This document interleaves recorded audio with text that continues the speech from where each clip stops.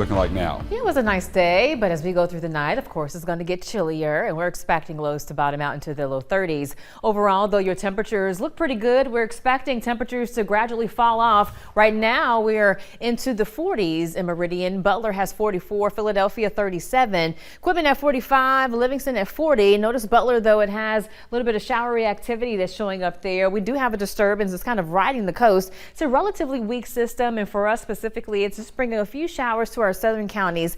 Really light in nature, though, but if you're in southern portions of Clark or into the Choctaw County area, you may experience a little bit of light rain activity. Otherwise, though, as we go through the night, we're expecting temperatures to fall off, and we're going to have temperatures near freezing by tomorrow morning. So you still want to make sure you have that jacket on, really that coat, because it's going to be a cold kickoff. But through the afternoon, temperatures will rebound nicely. For tomorrow, highs will reach the low 60s. We're going to keep with the 60s trend as we head towards the weekend as well. On Saturday, we're expecting mid to upper 60s, and our morning temperature won't be very cold at all, staying well away from freezing, but we will have to watch out for some rain as our next rainmaker comes in. So we're going to have a south wind out ahead of this system. That's why it's going to warm up by the end of the week. But once it moves in, this area of low pressure and this cold front, it's going to bring us rain more so Friday night, I think after 8 p.m. So if you have any Friday night plans, you do want to have an umbrella. And then heading into our Saturday morning around daybreak, we'll still have some rain out there. Non-severe, though, thank goodness for that. But then once the cold front crosses, we have to get ready for, again, the coldest air of the season thus far, an Arctic blast. We're talking very cold temperatures. Look at the temps we're expecting next week. On Sunday, temperatures will be well below the average. Highs will only reach the 40s after having 60s on Saturday. So temperatures will be way cooler. And then notice as we head into the Monday, Tuesday, Wednesday time frame, our highs will stay in the 30s. That's it. With our wake up temperatures only in the teens. This is not wind chill value that you're looking at. These are actual temperatures. So very, very cold. Specifically, though, for Monday, that is a holiday, Dr. Martin Luther King Day.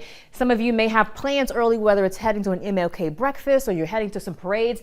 8 o'clock in the morning, look at the wind chill values we're expecting. We're talking low teens, and I wouldn't even be surprised to see some single digits. So make sure if you have any plans outside, not just Monday, but all of next week, you really want to make sure you dress in layers to avoid frostbite or hypothermia. Nonetheless, though, as far as your first view in terms of what we're thinking for next week, we're still calling for the possibility of snow. This is the European model still being very aggressive, and the possibility for snow as we head into our Tuesday. This is the same view on Tuesday for the GFS model, and it's calling for absolutely dry conditions, but putting it in motion, this does have a chance for some snow in our area as we head towards that Thursday, Friday time frame. So as you can see, lots of inconsistencies with forecast models. We have to look at several of them. I mean, many models. I just showed you two just to show the inconsistency that we do have out there. The models can definitely vary. So because we don't really have anything to hang our hats on, the trend is kind of up and down still, nothing solid. We're going to go with the low confidence for now in terms of snow for next week, especially for a particular day. There's a possibility for snow with the very cold air mass that we'll have in place, but it just depends on where the lows set up and how they track. So for right now, we're going to be watching January 21st through the 24th, but you want to stay tuned to our first look weather team for updates as we get a little bit closer. Tonight is going to be very cold, not as cold as where we're going, but still worthy of keeping the heat cranked up. We're going to have it drop to about the low 30s, around freezing for our lows. And then for your highs on your Thursday, we're going to go with low 60s. That's going to feel like summertime compared to what we've had. And again, what we see as we look at our 10-day forecast at 10. So it's going to warm up for the weekend showers as we head towards late Friday night into Saturday. And then next week, we're expecting impactful weather in terms of bitter cold. And then it just depends on what happens with possible low pressures. If they bring moisture our way with that cold atmosphere, you can guarantee that we will have some wintry weather. But again, it's just too hard to say right now if we're going to have any and where the lows will actually go. So we have a lot to watch between now and then, but we're definitely keeping our eye on things. But you can hang your hat on the fact